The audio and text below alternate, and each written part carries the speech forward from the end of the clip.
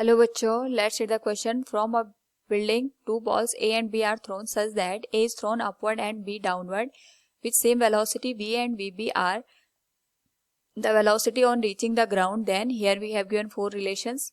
We have to choose the correct one. Now to answer this question, first we will discuss here the key concept, and here the key concept will be equation of motion.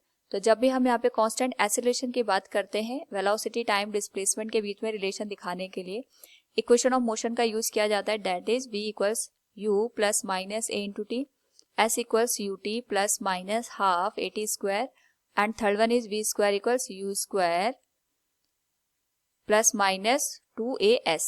Now according to the question हमारे पास एक building दे रखी है. Suppose हम इस building की जो height है वो h के बराबर कंसिडर कर लेते हैं.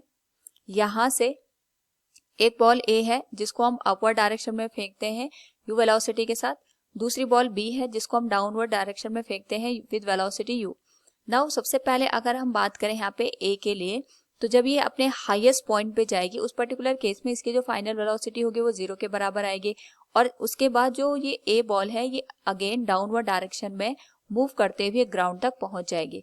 तो अगर इस होल जर्नी में A बॉल के लिए बात करें फॉर बॉल A, तो यहाँ पे जो टोटल डिस्प्लेसमेंट इसने किया है अगर हम उसकी बात करें तो इसका जो टोटल डिस्प्लेसमेंट होगा वो h के बराबर होगा, क्योंकि हमें पता है डिस्प्लेसमेंट होता है final position minus initial position.